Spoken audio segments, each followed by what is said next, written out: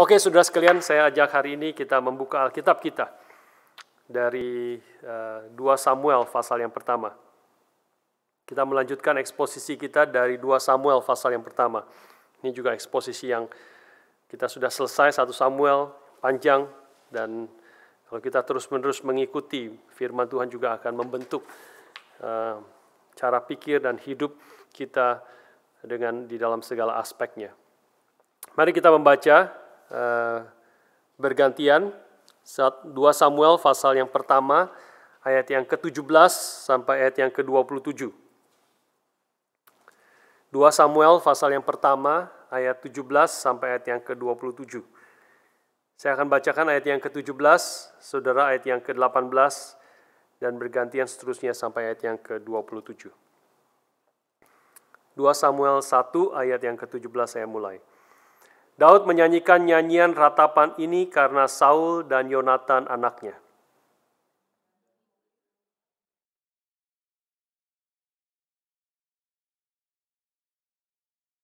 Kepermayanmu, hai Israel, mati terbunuh di bukit-bukitmu. Betapa gugur para pahlawan.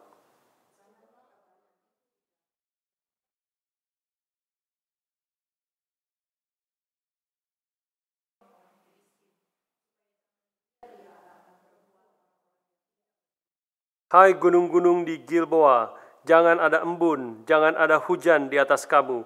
Hai padang-padang pembawa kematian, sebab di sanalah perisai para pahlawan dilumuri, perisai Saul yang tidak diurapi dengan minyak.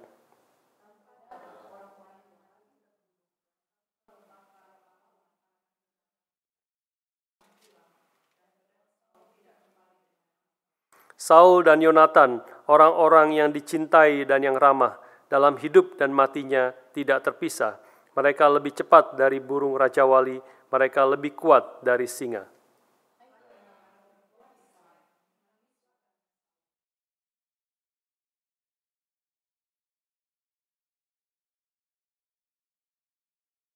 Betapa gugur para pahlawan di tengah-tengah pertempuran.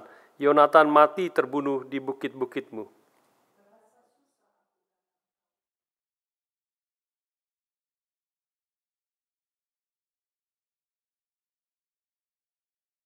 Betapa gugur para pahlawan dan musnah senjata-senjata perang.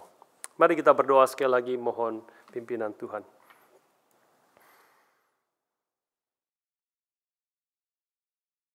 Bapa di surga, kami sekali lagi memohon akan belas kasihan Tuhan pada setiap kami pada pagi hari ini.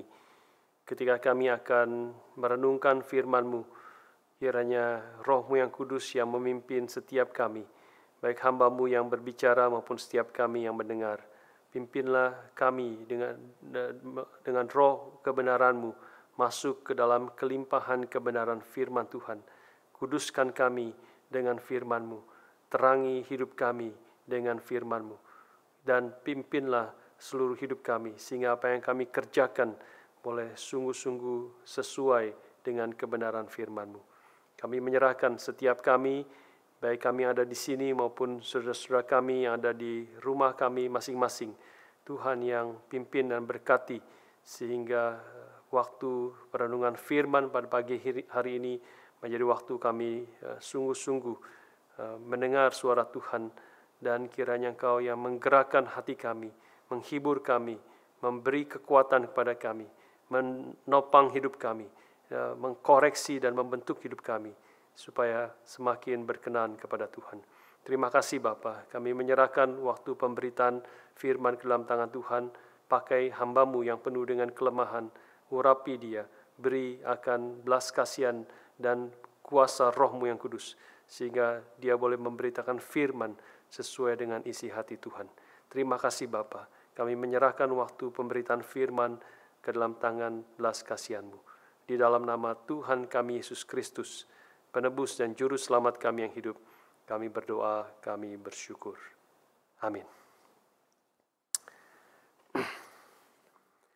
Saudara sekalian, beberapa waktu yang lalu saya pernah sharing sedikit tentang seorang hamba Tuhan yang bernama Andrew Bonar, saudara daripada Horatius Bonar, ya, yang adalah seorang pendeta di Skotlandia yang pada abad ke-19 itu dia melayani di Skotlandia, dan di dalam kehidupannya, masa pelayanannya itu dia akhirnya kehilangan istrinya yang sudah bersama-sama dia 17 tahun, yaitu Isabella. Saudara mungkin masih ingat akan cerita itu. Dan yang menarik adalah, saudara sekalian, kalau kita membaca akan tulisan dia atau diary dia yang kemudian dipublish, di dalam setiap tahun itu setelah kematian istrinya, setiap tahun di dalam anniversary kematian istrinya itu, dia selalu mengingat, dia selalu mencatat, dia selalu refer akan peristiwa itu, menggambarkan akan kesedihannya, akan pergumulannya, akan kehilangannya, dan sebagainya. Saudara sekalian, di dalam kehidupan kita ada hal-hal yang terus-menerus ada, khususnya kesedihan-kesedihan tertentu yang membekas di dalam hati manusia dan juga bertahan untuk jangka waktu yang panjang. Ya, saya teringat juga mama saya khususnya ketika kehilangan anaknya yang paling kecil, yaitu adik saya. Saya waktu itu punya adik, waktu saya umur 12 tahun, dia umur 10 tahun, dan adik saya itu meninggal. Nanti saya mungkin share lebih sedikit lagi karena tenggelam. Jadi itu adalah satu tragis di dalam keluarga kami. Dan saya melihat bagaimana mama saya itu sepanjang lebih dari setahun, hampir setiap hari itu menangis. Hampir setiap hari itu dia merasa sangat sedih, rasa sangat kehilangan akan anaknya yang dia sangat kasihi. Saudara sekalian, ada hal-hal yang seperti itu terjadi di dalam kehidupan kita, ya, bahwa ada kesedihan yang mendalam, ada duka yang bertahan untuk jangka waktu yang panjang, ya. Nah, Alkitab hari ini kita mau belajar, ya, ini juga adalah apa yang ditulis oleh Daud, adalah nyanyian ratapan. Daud menyanyikan nyanyian ratapan karena Saul dan Yonatan. Ya, mungkin di dalam kehidupan kita, saya percaya banyak di antara kita yang pernah mengalami akan kesedihan dan pergumulan, yang juga mungkin ada di antara saudara yang masih ada di dalam keadaan berduka, meratap, dan sebagainya. Ya, kalau saudara yang mungkin juga dalam keadaan COVID-19 ini ada di dalam segala pergumulan, kesulitan yang panjang, yang mungkin juga hampir semua kita mengalami. Dan kalau mungkin saudara ada di dalam keadaan tidak meratap, mungkin di dalam kehidupan saudara yang akan datang, ya, kemungkinan besar kita hidup dalam dunia ini, kalau kita hidup cukup waktu yang cukup panjang, maka pasti ada waktu, di dalam hidup kita bahwa kita akan meratap, akan kehilangan, akan mengalami penderitaan yang panjang, membuat kita bergumul dengan panjang. Nah, hari ini kita sampai ke dalam eksposisi di dalam nyanyian ratapan daripada Daud tentang kematian Saul dan Yonatan. Ya, kita mau belajar bagaimana sangat jarang sebenarnya kita berkhotbah tentang ratapan, tentang nyanyian ratapan. Tetapi waktu kita eksposisi daripada Alkitab, maka kita akan ketemu akan tema-tema yang mungkin secara normal kita tidak akan pilih, ya, untuk kebaktian minggu, untuk kita renungkan. Tapi inilah yang kita sampai di sini, dan saya percaya akan banyak hal yang kita boleh belajar, banyak hal-hal penting yang kita boleh belajar, bagaimana Alkitab mengajarkan kepada kita meratap dengan benar, ya, bagaimana kita boleh meresponi dengan benar segala kesulitan, kesedihan, dan pergumulan di dalam kehidupan kita. Alkitab sendiri banyak sebenarnya buku-buku tentang yang ditulis tentang ratapan. Mazmur adalah banyak kitab-kitab Mazmur itu Mazmur ratapan, ya. Karena itu kita perlu belajar bersama-sama dalam kesempatan pada pagi hari ini. Yang sedikit note di sini, waktu kita mempelajari Alkitab, khususnya bagian yang kita bahas hari ini, kita tidak akan terutama mengambil dari sudut pandang psikologi, ya, tentang ratapan, kesedihan. Biasanya kita lalu pikir bagaimana psikologi mengajar kepada kita how to cope with grief, ya, bagaimana mengatasi ratapan. Tentu bukan berarti kita anti kepada psikologi, seperti kita tidak anti kepada sains, kepada logi-logi yang lain, kepada antropologi, sosiologi, dan sebagainya. Kita bisa belajar, ada insight-insight yang baik dari ilmu-ilmu pengetahuan yang seperti demikian. Tetapi terutama hari ini kita akan belajar dari Alkitab, dari apa yang Alkitab ajarkan kepada kita, apa yang Tuhan nyatakan kepada kita, bagaimana kita boleh menghadapi kesulitan, pergumulan, dan kedukaan melalui nyanyian ratapan yang Daud tuliskan kepada kita di dalam teks kita hari ini. Ada beberapa hal, paling sedikit ada 4 hal yang kita akan belajar tentang ratapan ini. Ya. Yang pertama, saudara sekalian, grief atau kesedihan yang pilu, ratapan. Ya. Yang pertama adalah kita melihat bahwa grief itu bisa bersifat terstruktur. Ya. Atau ratapan itu adalah bisa merupakan kesedihan yang dinyatakan secara terstruktur. Nah, ini menjadi sesuatu yang aneh ya. Maksudnya apa? Grief yang terstruktur. Maksudnya adalah yang pertama, saudara sekalian, berbeda dengan ayat 11 dan ayat 12 yang minggu lalu atau 2 minggu lalu kita membahas. Di situ Daud dan orang Israel yang lain ketika mendengar akan berita kematian daripada Saul dan Jonathan, mereka meratap, ayat 12. Mereka meratap, menangis dan berpuasa. Mereka merobek, mengoyakkan pakaian mereka. Dan mereka menangis meratap sampai matahari terbenam. Sepanjang hari itu, ya, mereka menangis satu ungkapan kesedihan. Mereka menangis, pasti mereka menyatakan kesedihan, mereka berpuasa dan sebagainya pada hari itu. Itu berbeda dengan satu ungkapan kesedihan yang spontan dan yang besar dan kuat. Ya, di sini adalah apa yang diajarkan di dalam tulisan daripada Daud di dalam ayat 19 sampai 27 adalah sebenarnya adalah nyanyian ratapan yang ditulis. Ya, kalau tadi adalah ungkapan kesedihan, nangisan, mungkin mereka teriak dan sebagainya. Tetapi dalam bagian yang kita baca ini adalah satu ratapan yang ditulis. Bahkan sebenarnya kalau kita baca di dalam introduksinya, Daud memerintahkan bahwa tulisan ini itu untuk diajarkan. Jadi ratapan ini diajarkan. Ya, ia memberi perintah untuk mengajarkan nyanyian ratapan ini kepada Bani Yehuda. Dan ini ada tertulis juga di dalam kitab Orang Jujur, ya. The Book of Jashar, ya.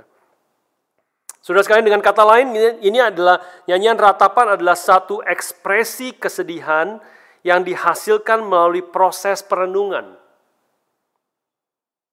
Ya, yang kemudian dituliskan, proses perenungan ini dituliskan dan bahkan kemudian dipelajari, dibaca, diulang, dan dalam konteks ini juga dinyanyikan.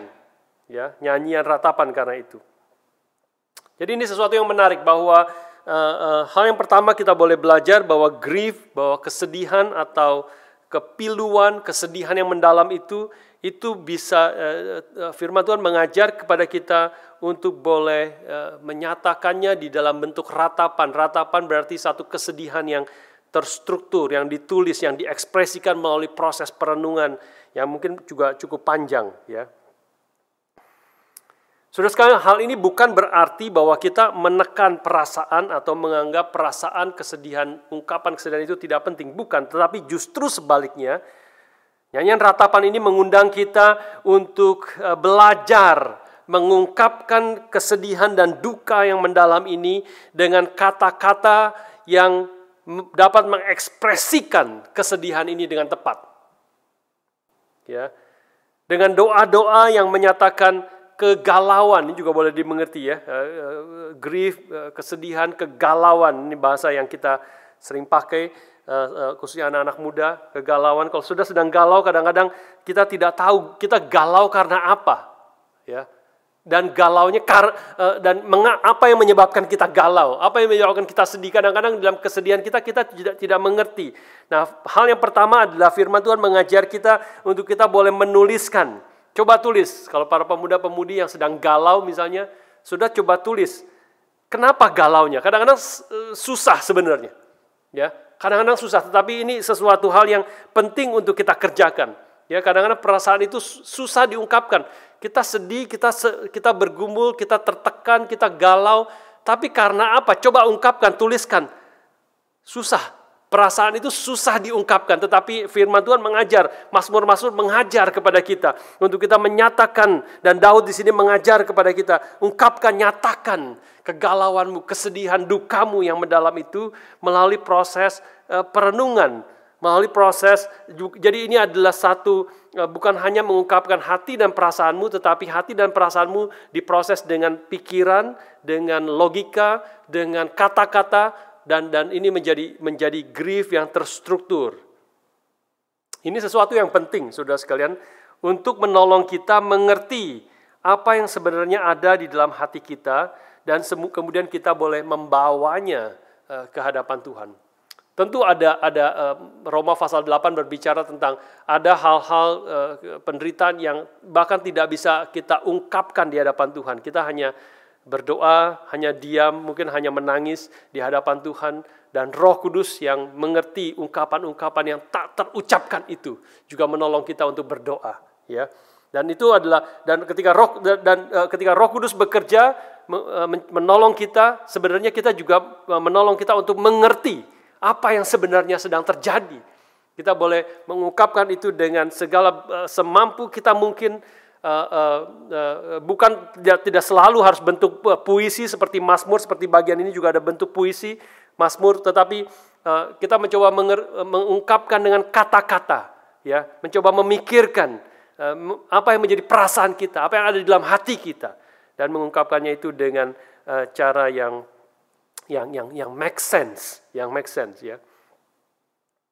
Mazmur ratapan tentu melakukan ini. Bahkan kalau kita melihat satu kitab di dalam Perjanjian Lama, yaitu kitab Yeremia, Nabi Yeremia, maka dia menuliskan satu buku tentang ratapan ini.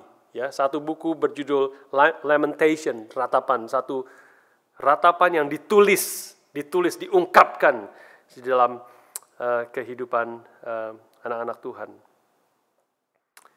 Salah satu tulisan yang seperti ini, ada sebenarnya kalau kita melihat di dalam sejarah ada cukup banyak sebenarnya tulisan, bukan hanya Mazmur, tetapi umat Tuhan, hamba-hamba Tuhan yang pasti hampir boleh dikatakan semua hamba-hamba Tuhan yang Tuhan pakai dalam hidupnya. Ada masa-masa kesulitan, ada masa-masa pergumulan, ada masa-masa kehilangan yang dalam, yang besar, dan banyak hamba-hamba Tuhan itu kemudian mengungkapkan di dalam tulisan-tulisannya, perenungan-perenungannya. Bukan hanya menangis dan mengungkapkan emosi, tetapi juga kemudian mencoba mengekspresikannya dengan kata-kata, dengan perenungan yang mendalam di hadapan Tuhan. Saya pernah singgung salah satu tulisan yang baik, yang maksudnya lebih modern, yang sangat modern, yaitu Lament for a Son, ya, Lament for a Son. Satu ratapan bagi anak yang ditulis oleh Nicholas Wolterstorff. Saya pernah katakan itu, dan dia menuliskan itu seperti diary-nya dia juga tentang pergumulan, kesedihan dia karena dia kehilangan anaknya yang umur 25 tahun yang dia sangat sayangi, itu waktu naik ke gunung kecelakaan dan mati, dan dia tuliskan itu, dan itu ketika dia tuliskan menjadi pergumulan hatinya, menjadi penghiburan yang besar bukan hanya bagi orang lain yang membaca, tapi bagi dia sendiri sebenarnya. Ketika dia menyatakan kesedihan, ratapannya itu di hadapan Tuhan di dalam bentuk tulisan. Dan hari ini saya mau kutip salah satu lagi juga tulisan yang seperti demikian, tulisan yang ditulis oleh C.S. Lewis, ini lebih beberapa puluh tahun sebelumnya, yaitu yang berjudul Grief Observed.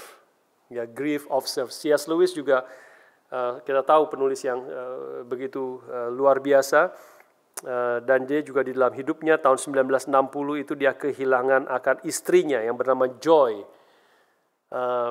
Dia bergumul berat sekali, dan di dalam pergumulannya itu tahun 1961 dipublish bukunya, yang dia menuliskan pergumulannya, dan tahun 1961 dipublish menjadi satu buku kecil yang berjudul Grief Observed, ya. Dan salah satu kutipannya hasil perenungan C.S. Lewis saya kutip di sini. Saudara nanti bisa lihat di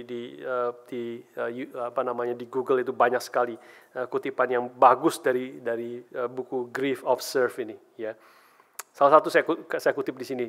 Dia mengatakan begini, engkau tidak pernah tahu berapa sungguh-sungguh engkau percaya sesuatu sampai hal itu menjadi masalah hidup dan mati. Mudah sekali untuk kita berkata, aku percaya tali itu kuat, kalau tali itu hanya dipakai untuk mengikat barang.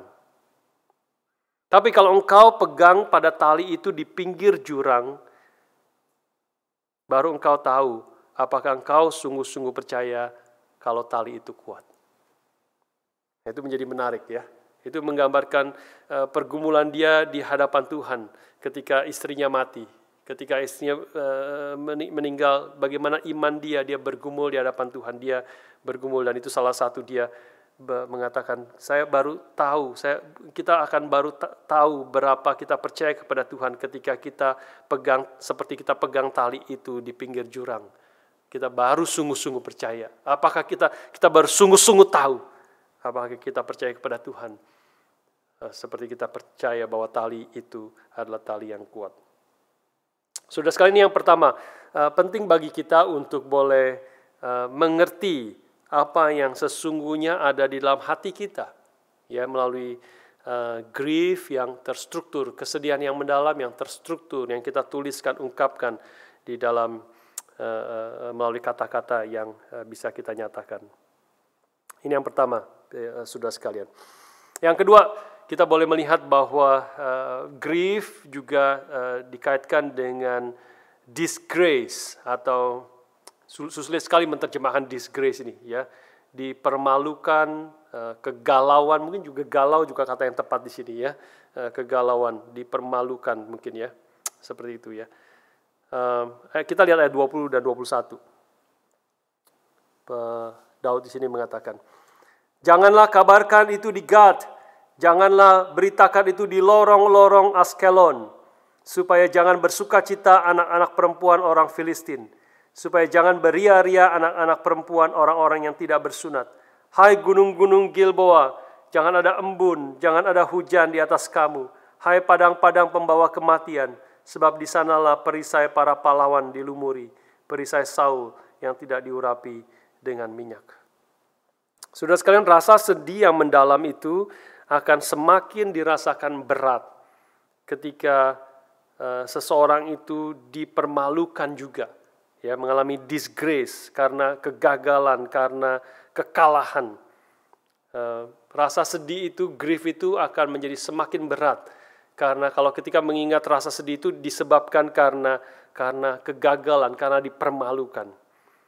Dan bagi Daud di sini, ayat 20-21, dia mewakili teriakan orang Israel bahwa kegagalan ini, kegagalan Israel khususnya dengan kematian kematian Saul dan Jonathan, dan juga kekalahan orang Israel, ini berkait dengan dua tempat. Yang pertama adalah Filistin, di dalam ayat ke-20 bicara tentang Filistin, dan yang kedua adalah tentang Gilboa. Ya, kita tahu Gilboa itu adalah di mana tempat Saul dan Jonathan mati, pegunungan Gilboa. Dan bagi Daud di sini dia menggambarkan betapa sebenarnya sulit bagi dia membayangkan anak-anak perempuan Filistin, ya, the daughters of Philistine, itu menari-nari, bersukacita, bergembira karena mereka telah menghancurkan, membinasakan raja dan putra mahkota daripada raja Israel, bahkan orang-orang Israel sendiri. Daud tidak bisa membayangkan kesedihannya, pergumulannya, kegalauannya itu karena mengingat bagaimana orang-orang Filistin, putri-putri Filistin dan orang-orang Filistin bersukacita, berdansa, berpesta pora karena kemenangan mereka, keberhasilan mereka menghancurkan akan umat Tuhan, dan terutama juga Saul dan Jonathan. Saudara sekalian, bahkan lebih lagi kalau kita gambarkan, melihat secara lebih teliti perkataan di sini, ketika Daud mengatakan supaya jangan beria-ria anak-anak perempuan orang-orang yang tidak bersunat, maka dia mengatakan orang-orang Filistin ini kita tahu adalah musuh daripada Israel. Dan kita tahu peperangan antara Filistin dengan Israel bukan hanya peperangan antara dua bangsa, tapi peperangan antara Tuhan atau Allah yang disembah, yang berbeda daripada dua bangsa ini. Maka ketika Israel kalah, ketika Saul dan Yonatan mati, maka orang-orang Filistin akan beria-ria, akan bersukacita bukan hanya karena mereka menang, tapi karena mereka mengatakan Dagon atau Baal atau dewa-dewa yang mereka sembah itu adalah dewa-dewa yang lebih perkasa daripada Yahweh. Yahweh is a loser. Nah, itu membuat Daud, kesadaran itu membuat griefnya, kesedihannya semakin dalam, semakin susah bagi Daud. Tetapi kegalauan ini penting. Ya, kegalauan ini penting. Karena apa? Karena Daud memerintahkan, sekali lagi bagian ini, Daud memerintahkan nyanyian ratapan ini diajarkan, diingat, bahkan dinyanyikan oleh orang-orang Israel. Mengapa demikian? Mengapa nyanyian kegagalan, nyanyian kesedihan, nyanyian ratapan ini Daud memerintahkan untuk nyanyikan, ingat dan nyanyikan, ajarkan ini kepada orang-orang Israel. Mengapa orang Israel harus terus menyanyikan dan mengingat dan menyadari bahwa peristiwa yang sangat menyakitkan dan menyedihkan daripada mereka? Mengapa Daud melakukan itu? Mengapa firman Tuhan mengajarkan kepada kita akan hal itu? Karena apa? Karena mengingat kesedihan dan kegagalan dan kegalauan mereka, dan juga mengingat kesedihan kegagalan orang Israel, umat Tuhan, adalah, dan mereka melakukan itu supaya mereka tidak lagi mengalami hal yang sama sebenarnya. Ini sesuatu yang penting, tentu secara militer ini penting supaya mereka mengingat ya di dalam peristiwa-peristiwa juga peringatan-peringatan Anzac Day. Orang-orang Australia bahkan harus pergi ke Perancis setiap tahun, mereka pergi ke Perancis, mereka pergi ke tempat-tempat tertentu, datang ke tempat itu setiap tahun dalam Anzac Day untuk mengingat akan peristiwa itu. Ya, mengapa mengingat? Mengapa perlu mengingat itu? Mengapa perlu mengingat, bahkan menyanyikan, Daud di sini mengatakan. Supaya mereka mengingat akan, bukan hanya bersyukur, nanti kita lihat poin itu juga ada, apa yang sudah dikerjakan oleh pendahulu-pendahulu mereka, pendahulu kita, tetapi juga sebenarnya mengingat untuk mereka menyadari jangan lagi ini terjadi. Jangan lagi setiap peristiwa bom Nagasaki dan Hiroshima yang terjadi dalam Perang Dunia Kedua. Kita tahu setiap tahun, bahkan kemarin 75 tahun diperingati dengan besar-besaran oleh Jepang. Mereka mengingat peristiwa yang sedih, peristiwa yang berduka, peristiwa yang menyakitkan sekali. Peristiwa yang memberi dampak bertahun-tahun kesusahan di dalam kehidupan orang Jepang. Mereka melakukan upacara mengingat itu, supaya mereka secara militer pun mengingat bahwa tidak pernah boleh ada lagi terjadi seperti ini. Jadi mengingat hari yang masa lalu untuk demi masa depan. Demi masa depan. Ya, demi kemudian memberi dampak kepada mereka pada hari ini. Ya, dan juga untuk masa depan daripada mereka. Saya sharing sedikit sekali lagi di sini tentang tragedi yang dialami oleh keluarga kami, ya, khususnya dengan meninggalnya adik saya yang umur 10 tahun, Cencen itu namanya. Ya, dia waktu itu kita sedang berenang di rumah, di kolam renang daripada saudara kami, dan termasuk mama saya ikut berenang, ya, dan somehow singkat cerita kita dengan saya semua dengan dengan koko saya, cici saya juga ikut berenang, dengan adik saya, dengan saudara-saudara yang lain rame-rame itu berenang di satu kolam renang itu, dan kemudian somehow dia memang tidak bisa berenang pakai ban, ya, dengan mama saya berdua di pinggir begitu ya, dan kemudian setelah selesai berenang mereka selesai, dan kemudian mereka naik berdua, mama saya dengan adik saya itu yang umur 10 tahun, mereka bilas, dan waktu bilas somehow mereka berdua bilas tuh somehow adik saya Cencen itu bilang sama mama saya, Cencen mau berenang sebentar lagi ya Maya, boleh nggak berenang sebentar lagi? Oh iya boleh, kamu berenang sebentar lagi, jangan lupa pakai ban ya. Mama saya cuma ngomong begitu gitu. Nah dia setelah saya tidak tahu berapa lama, mungkin 10 menit dia baru sadar bahwa Cencen tuh nggak bisa berenang. Dia buru-buru lihat ke sana, buru-buru lihat ke kolam renang, sudah tidak ada di bawah dasar,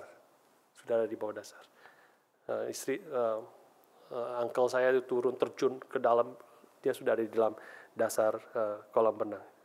Tragis, very very tragic, ya, kematian daripada adik saya itu. Dan ini sekarang bagi saya sendiri ketika mengalami itu, umur 12 tahun tapi belum pernah mengerti, nggak pernah diajarkan tentang kematian, dan sebagainya. Baru di situ saya berhadapan dengan kematian, menyadari kematian, dan baru di situ saya pertama kali melihat mayat yang seorang adik saya yang saya sangat kasihi, tapi sudah jadi mayat ya di rumah mayat. Itu menjadi agak traumatik juga. Tetapi bagi saya waktu itu kemudian itu sangat membekas. Duka itu, kesedihan itu sangat membekas dalam hati saya. Dan saya somehow saya juga tidak tahu, tetapi di dalam hati saya ada seperti tekad bahwa jangan sampai hal ini terjadi lagi. Jangan sampai hal ini terjadi lagi.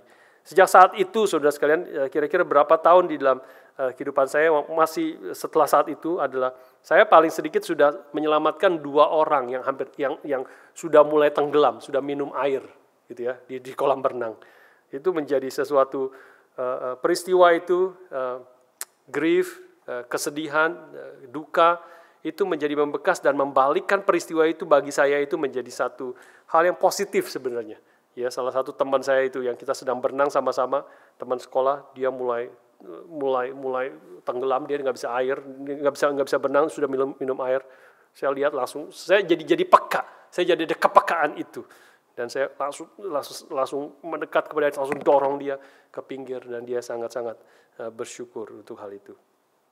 Saudara sekalian, inilah yang Daud ingin kerjakan. Kenapa dia memerintahkan kita untuk memerintahkan orang Israel untuk mengingat Gilboa, ya, mengingat apa yang terjadi di Gilboa, dan perintah Daud untuk mengingat Gilboa itu sebenarnya juga masih berlaku bagi kita sekarang ini, dengan cara kita mengingat penderitaan, kesulitan, dan penganiayaan yang dialami saudara-saudara kita di dalam Kristus. Ya, mengingat mereka bukan hanya yang di dalam masa lalu, tetapi sekarang ini. Sekarang ini kita tahu di dalam zaman kita hidup di dalam di dunia yang sangat aman, sangat melindungi, ya, di Australia, di New Zealand.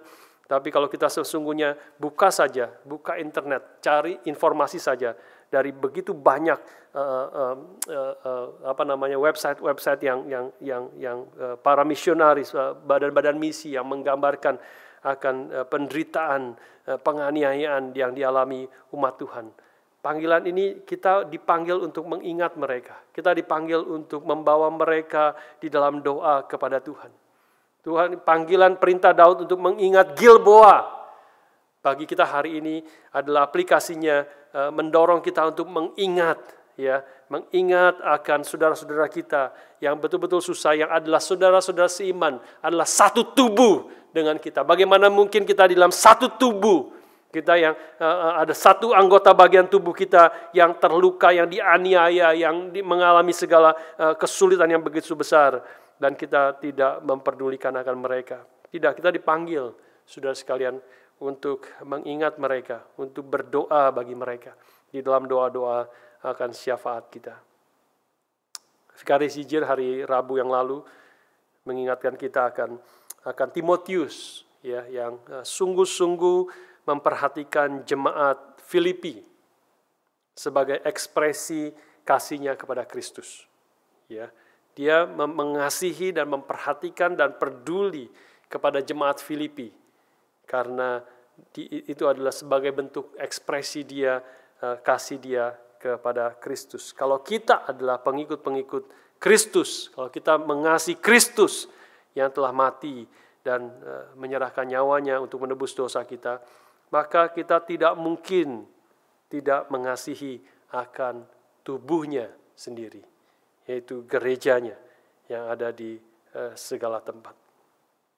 Dan kepada jemaat di Filipi itu, Rabu lalu Vikari Sijin mengingatkan ada banyak orang yang juga yang self-centered, yang hanya memperhatikan kepentingannya sendiri. Tetapi bukan demikian dengan Timotius, yang sangat peduli, sangat memperhatikan, sangat concern kepada keadaan jemaat di Filipi, sehingga dia ingin pergi ke sana, ingin memperhatikan akan mereka. Epaphroditus juga seperti demikian.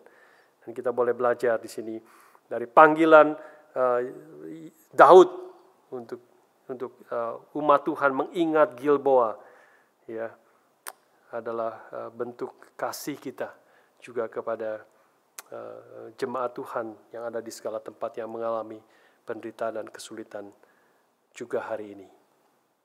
Ini hal yang kedua, saudara sekalian, grief and disgrace, ya, atau dipermalukan dan atau penderitaan dari umat Tuhan.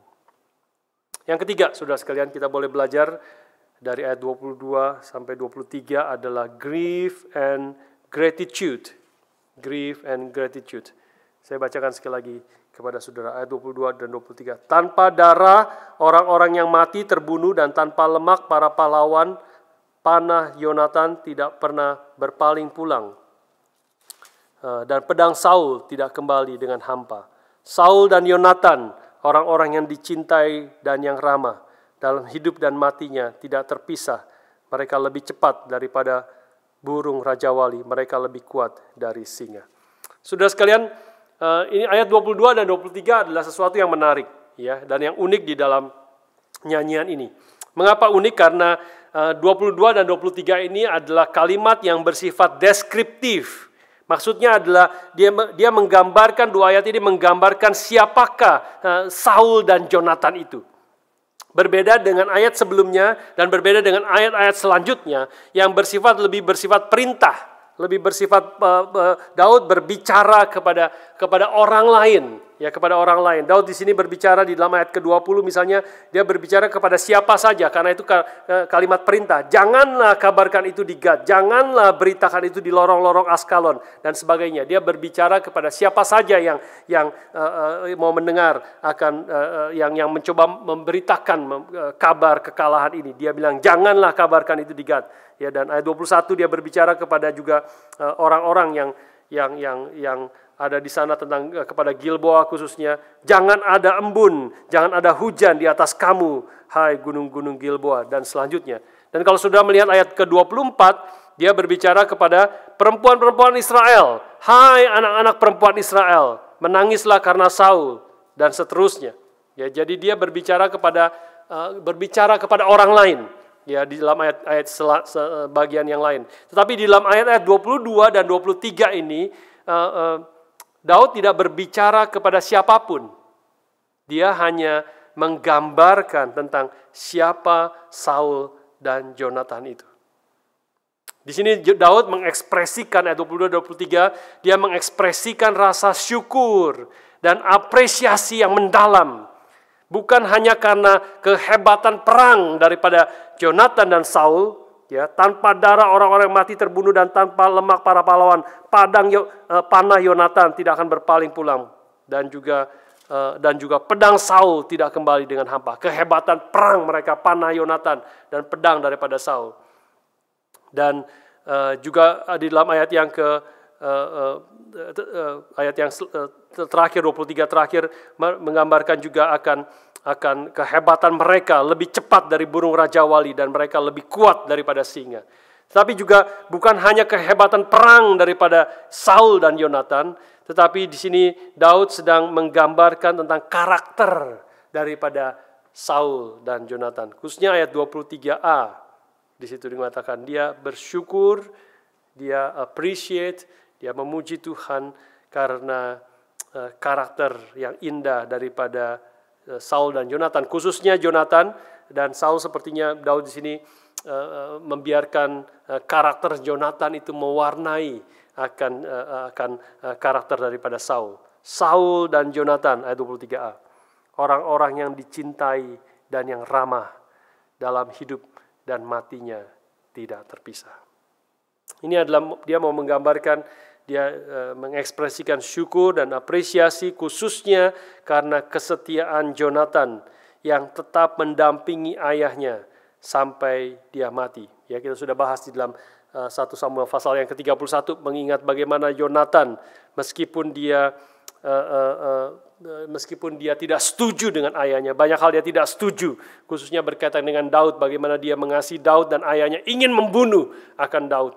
Tetapi biar bagaimanapun dia tetap mendampingi ayahnya. Dia terus mendampingi ayahnya, bahkan sampai mati dia mendampingi akan ayahnya.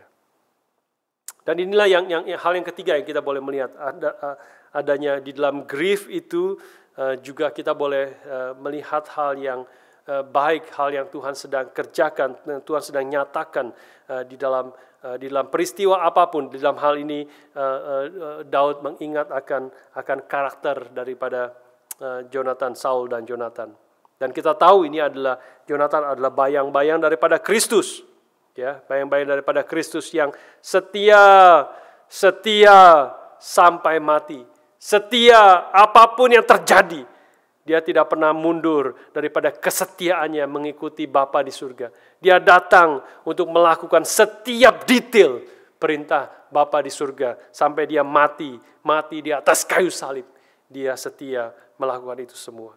Saudara sekalian, itulah karena itu kita masuk ketika tadi kita menyanyikan lagu yang ketiga, lagu yang biasa kita nyanyikan dalam perjamuan kudus. Ada paradoks di situ, ya, ada grief ketika kita mengingat khususnya Kristus, ya, di dalam kesetiaannya, ketaatannya, kasihnya kepada Bapa, dan sampai dia mati di atas kayu salib menyatakan kasihnya juga kepada kita. Maka kita ada grief waktu kita mengingat kematian Kristus, ada kesedihan yang mendalam. Tetapi di dalam kesedihan itu juga ada ucapan syukur yang mendalam. Karena kebaikan Tuhan, karena kasih-Nya, karena pengorbanannya, karena melalui penderitaannya itu, dia sebenarnya sedang menyatakan hal yang begitu indah di dalam kehidupan yang mentaati Tuhan, kehidupan yang juga menyatakan kasih dan keselamatannya bagi kita sekalian. Inilah sense yang kita boleh dapat, ya, kalau sudah membaca. Kita melihat lagu nomor 3 tadi, ya, according to thy gracious word, dan nadanya sendiri, lagunya sendiri lagu yang lebih kontemplatif dan ada unsur sedih begitu kan, ya, ada unsur grief di situ. According to thy gracious word, in meek humility, this will I do, my dying Lord, I will remember thee. Ayat kedua, thy body broken for my sake, my bread from heaven shall be. This testamental cup perjanjian, ya, yang adalah menandakan akan penderitaan Kristus, I take and thus remember thee. Ya, mengingat waktu kita meminum roti, meminum cawan, kita mengingat cawan yang Kristus sendiri harus minum, yaitu cawan penderitaan yang dia minumnya sampai mati. Getsemani, can I forget? Or thy conflict see, thine agony and bloody sweat, and not remember thee. Ya, kita melihat itu semua. Ya, kita melihat akan kesedihan, dan kita sudah sangat rindu. Ya, sudah 6 bulan lebih kita tidak mengadakan perjamuan suci, karena kita tidak dapat datang berbakti bersama-sama. Kita menantikan, merindukan waktu itu, ya.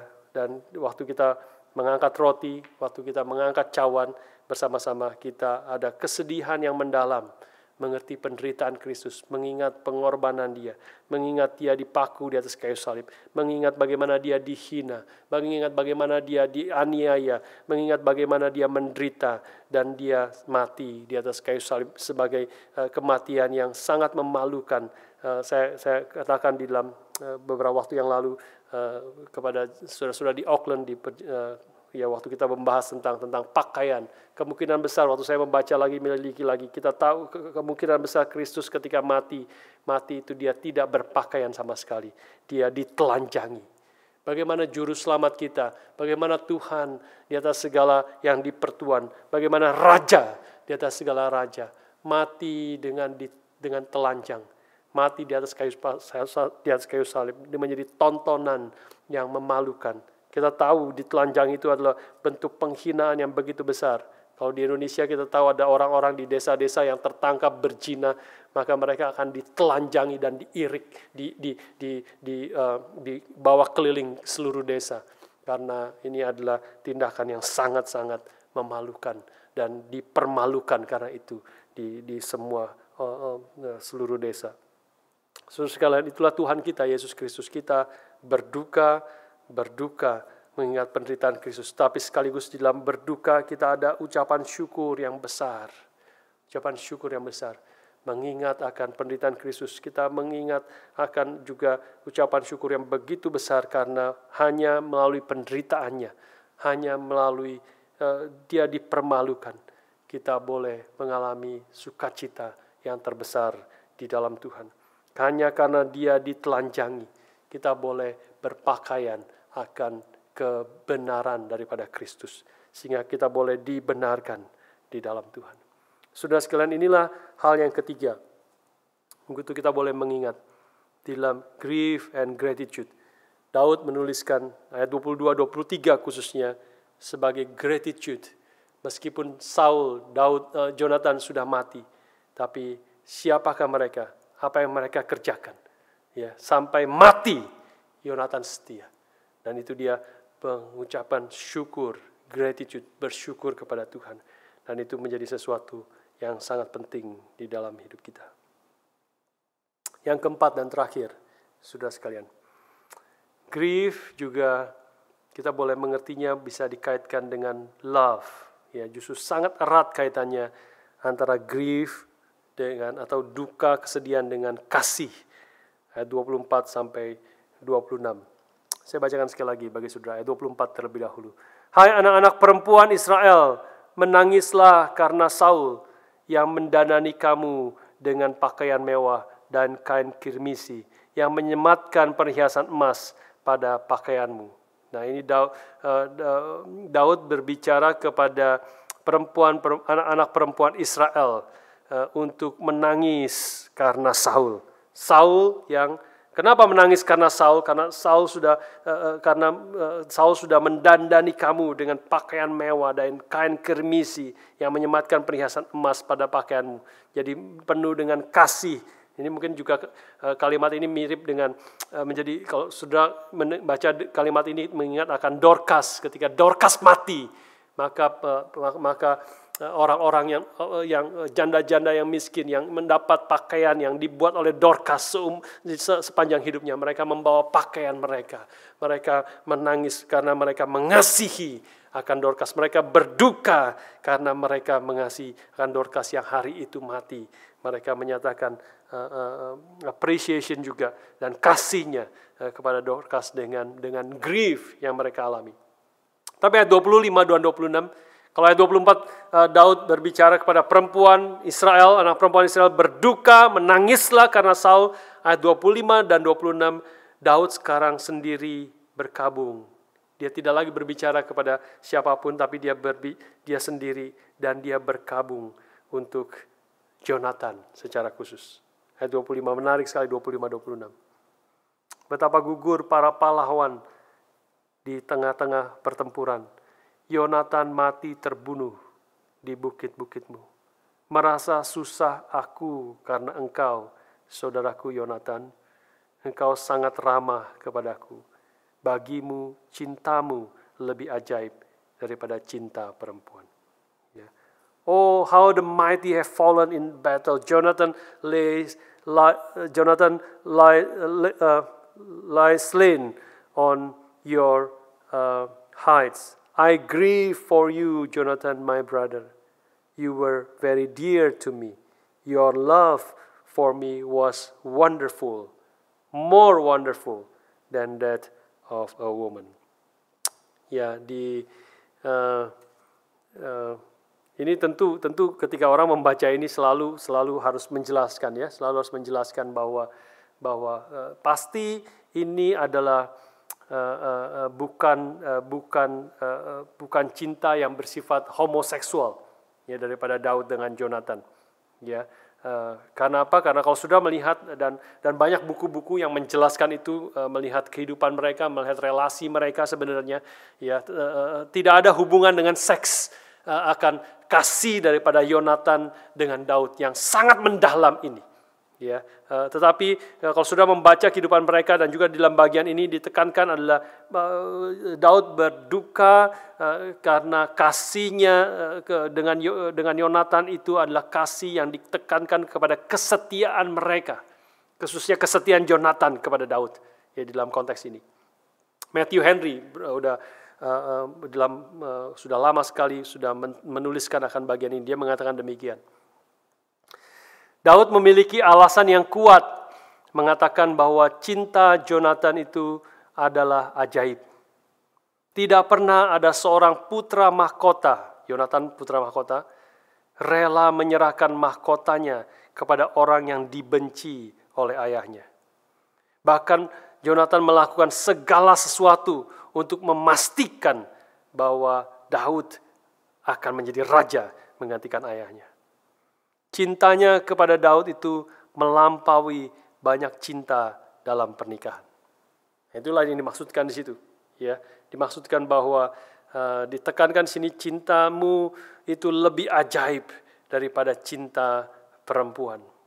Maka kesetiaan Yonatan, ya, bahkan rela dia sebagai putra mahkota, dia rela dan bukan hanya rela, dia berjuang semampunya dia untuk memastikan bahwa Daud yang akan menggantikan akan ayahnya, karena dia tahu itulah yang adalah perkataan Tuhan, janji Tuhan.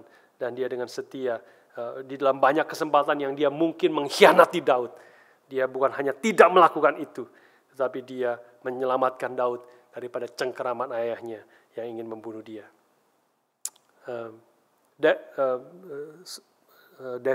Ralph Davis mengatakan bahwa David knows he has lost a friend par excellence. Ya, Daud mengetahui dia telah kehilangan seorang teman, seorang saudara, seorang sahabat yang jauh melampaui daripada pengalaman-pengalaman daripada manusia.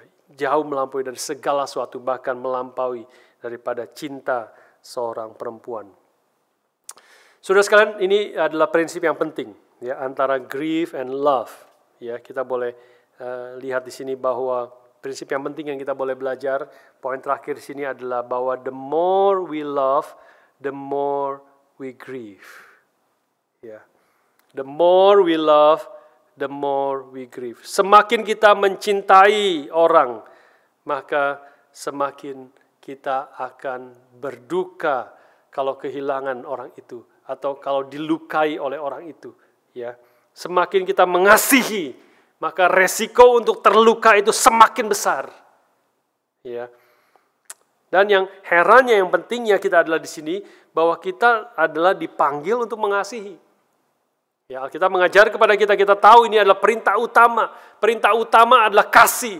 Kalau dibagi lagi menjadi dua perintah adalah tentang kasih. Perintah yang pertama dan terutama adalah kasihilah Tuhan Allahmu dengan segenap hatimu, segenap jiwamu, segenap kekuatanmu. Dan perintah yang utama yang kedua adalah kasihlah sesama manusia seperti dirimu sendiri. Ini memang panggilan Kristen untuk mengasihi. Artinya adalah panggilan hidup Kristen adalah panggilan yang penuh dengan resiko. Karena ketika kita mengasihi, dan terutama di sini saya tekankan kepada yang kedua, ya, perintah yang utama yang kedua, mengasihi sesama kita, maka kita akan ada penuh resiko bahwa kita akan terluka, kita akan berduka, kita akan menjadi galau kalau kita mengasihi akan sesama kita orang lain. Dan itulah yang terjadi di dalam hidup Kristus sendiri, bukan? Itulah yang terjadi dalam hidup Kristus sendiri. Ya, kalau kita melihat hidup Kristus yang adalah penyataan kasih daripada Allah terbesar itu seluruh hidupnya, kita melihat bahwa Kristus sendiri tidak pernah dicatat bahwa dia adalah, di dalam Alkitab tidak pernah dicatat dia tertawa. Meskipun saya yakin dia pasti pernah tertawa di dalam hidupnya, ya, tetapi tidak pernah dicatat. Itu menarik sekali. Alkitab tidak pernah mencatat Yesus tertawa, tetapi beberapa kali itu dicatat bahwa Yesus itu menangis, berduka khususnya bagi orang-orang yang dikasihi. Dia menangis untuk Israel. Aku betapa rindunya aku seperti induk ayam yang ingin melindungi, membawa engkau kepada naungan sayapku, tetapi engkau tidak mau.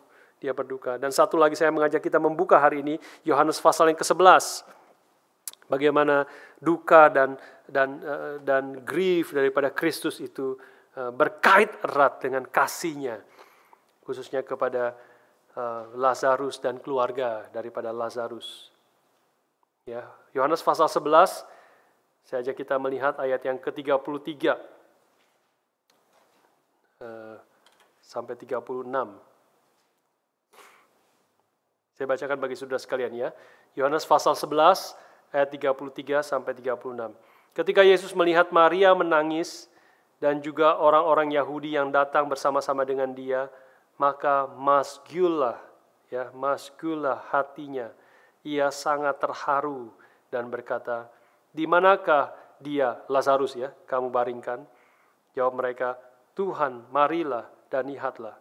Ayat 35, maka menangislah Yesus. Ya, satu ayat yang terpendek sepanjang Alkitab, seluruh Alkitab. Maka menangislah Yesus. Jesus wept.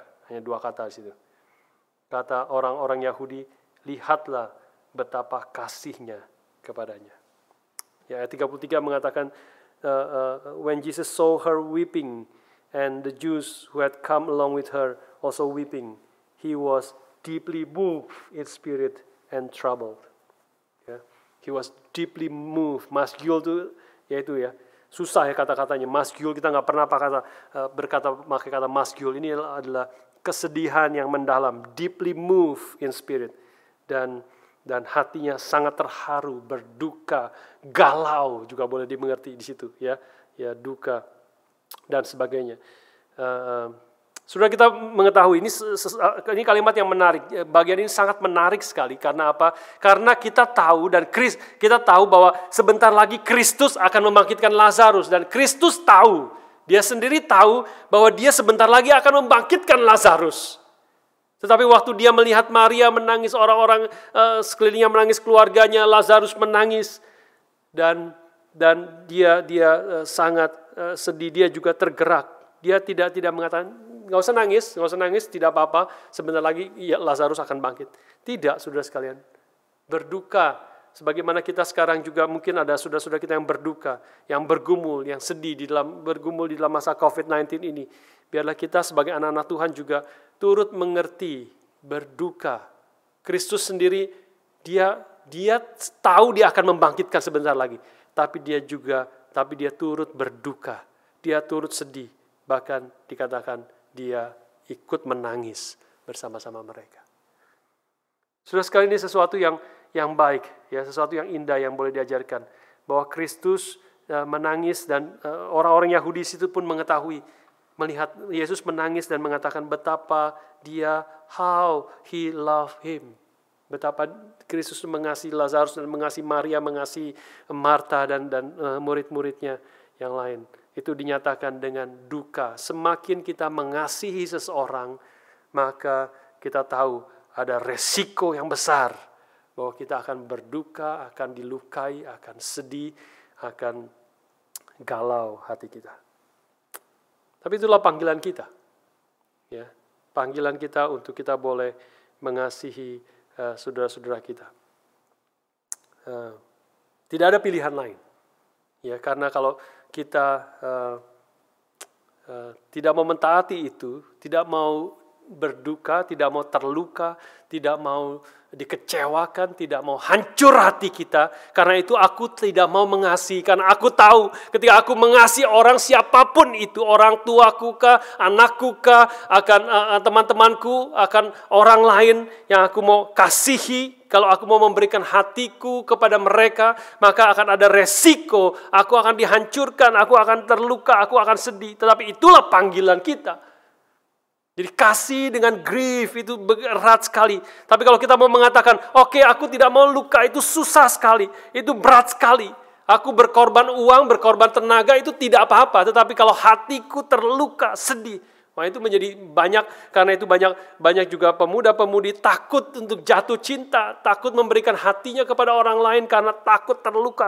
Memang susah sekali terluka itu. Hatinya sedih yang susah digambarkan. Tapi saya mengingat sekali lagi akan apa yang dikatakan C.S. Lewis. Ya, C.S. Lewis mengatakan bahwa kalau engkau tidak mau terluka, maka ya jangan mengasihi. Jangan mengasihi, betul. Jawabannya adalah jangan mengasihi.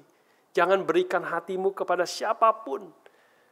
Jangan berikan hatimu kepada apapun. Bahkan jangan berikan hatimu kepada binatang, kepada anjing kesayanganmu. Karena kalau engkau memberikan hatimu kepada anjing kesayanganmu, dia akan mati satu hari. Dia mungkin ketabrak mobil, dia akan sakit, dan dia akan mati, dan hatimu akan hancur. Hatimu akan terluka. Kalau engkau memberikan hatimu kepada apapun, siapapun. Karena itu jangan berikan hatimu. Kalau engkau tidak mau terluka, jangan berikan hatimu kepada apapun, siapapun.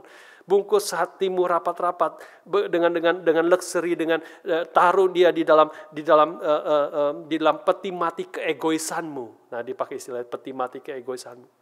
Bungkus rapat-rapat sehingga tidak ada yang bisa menembusnya. Tidak ada yang bisa menghancurkannya. Tapi C.S. Lewis mengatakan, ketika engkau bungkus rapat-rapat, betul-betul aman, nyaman, dan tidak tertembus, maka hatimu itu akan berubah di dalam. Dia akan berubah. Dia memang akan menjadi unbreakable.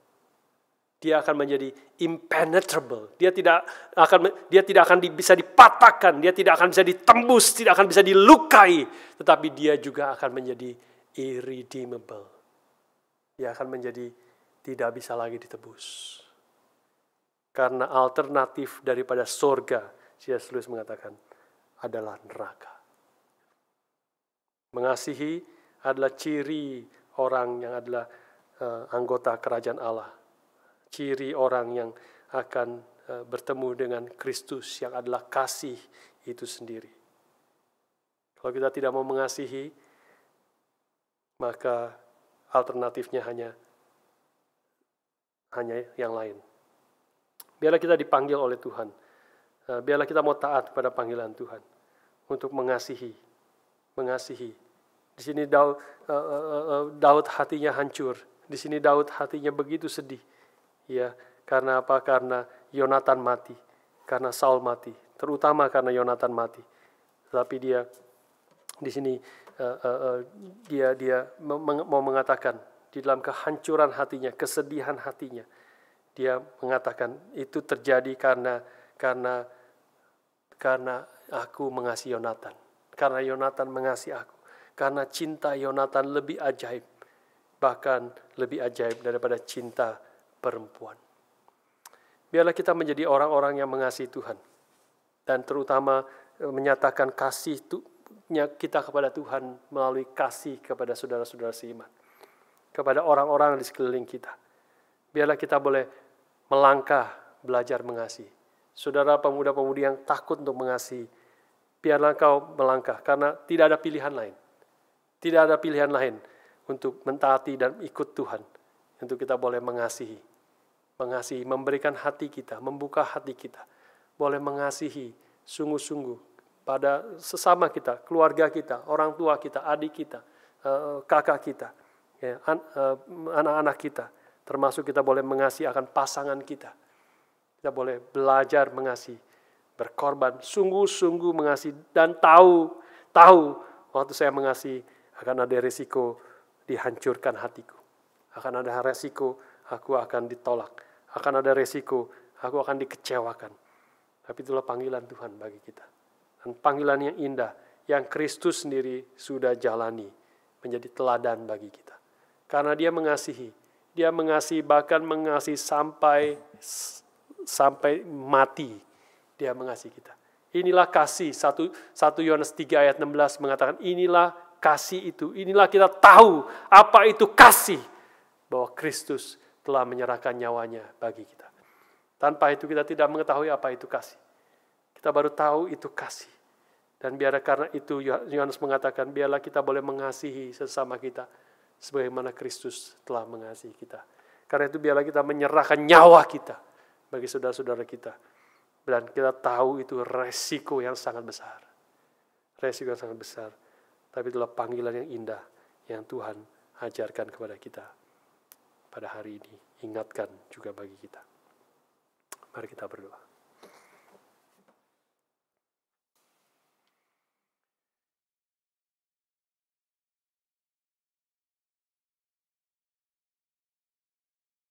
Bapa, terima kasih.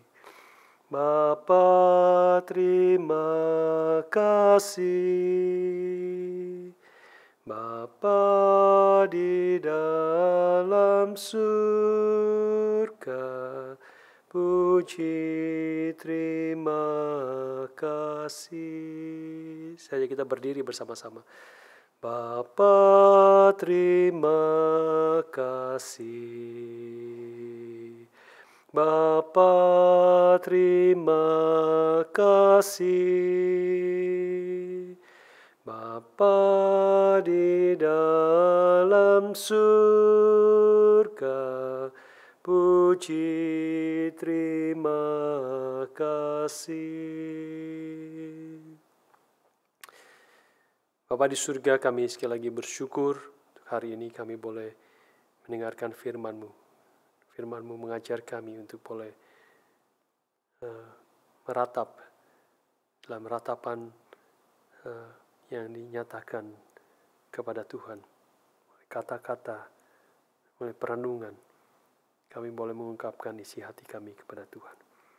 Tuhan ajar kami, kami mengerti juga bagaimana kami boleh meratap dengan benar. Meratap yang membangun hidup kami juga di hadapan Tuhan. Membangun akan rasa syukur kami kepada Tuhan. Membangun akan cinta kasih kami kepada orang-orang di sekeliling kami yang boleh kami kasihi sebagaimana Tuhan telah mengasihi kami. Tuhan berbelas kasihan kepada kami untuk kami boleh meratap dengan benar sesuai dengan kehendak-Mu, dan hidup kami boleh semakin memuliakan Tuhan. Kami bersyukur dan berdoa dalam nama Tuhan kami Yesus Kristus, penebus dan juru selamat kami yang hidup. Amin.